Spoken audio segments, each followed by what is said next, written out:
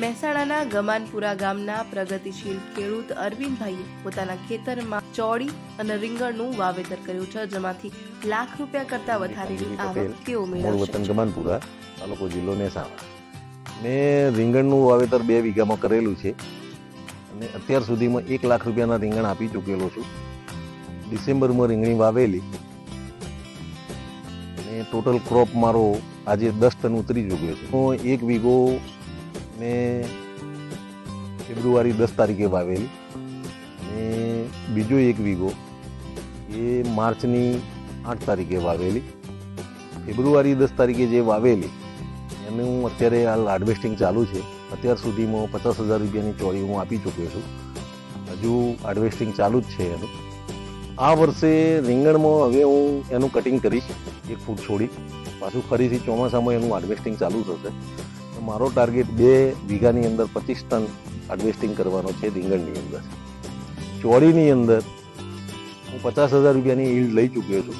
હજુ બીજા 1 વીઘાની અંદર જે રનિંગ હાર્વેસ્ટિંગ છે એમાંથી બીજા 40-50,000 રૂપિયાની હું આશા રાખું. રીંગણમાં મને શરૂઆતમાં 20 રૂપિયા કિલોના ભાવે જતા હતા, અત્યારે હાલ 10 રૂપિયા ભાવ ચાલી રહ્યો છે. ચોળીની અંદર આજે હું સરફેસ લઈ પહેલા દિવસથી 80 રૂપિયા કિલો આપી રહ્યો છું. ચોળીની અંદર 1 વીઘામાં 20,000 રૂપિયા મેં ખર્ચ કરેલો અને રીંગણની અંદર 2 વીઘામાં 50,000 રૂપિયા ખર્ચ કરેલો. રીંગણ એક એવો પાક છે કે આખું વર્ષ તમને હાર્વેસ્ટિંગ માટે ઊભો રહી શકે છે. ચોળીમાં એવું છે કે લગાયા પછી 4 માસની અંદર એ ઉતરી જતી હોય છે, પણ ચોળી તમને મેક્ઝિમમ રેટ આપીને જાય આ ટાઈપે. ઓવરઓલ હું સવારે 7 વાગે ઉઠી નહીં ધોઈ 8 વાગે ખેતર આવવા નીકળી જાઉં છું અને રાત્રે 7 વાગે ખેતરેથી ઘરે જાઉં છું.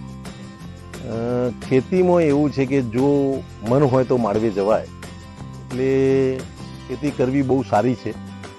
શારીરિક માટે, ફાઇનાન્શિયલી માટે ખેતી બહુ મજાનો વિષય છે.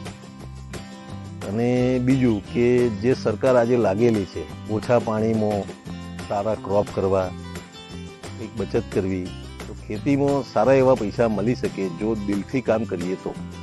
રીંગણમાં મારો ટાર્ગેટ 25 ટનનો છે. ચોળીમાં મેં ટાર્ગેટ માર્યો છે કે 1 વીઘામાંથી 1 લાખ રૂપિયાનું હાર્વેસ્ટિંગ કરવું. અને માર્કેટની આશાએ બેસવું ના જોઈએ.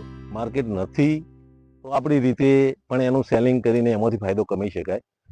ચોળીની અંદર તો તમે એની ટાઈમ જ્યારે પણ આપવા જશો ત્યારે તમને માર્કેટ મળી જ રહેશે અને સારા ભાવ પણ મળી રહેશે.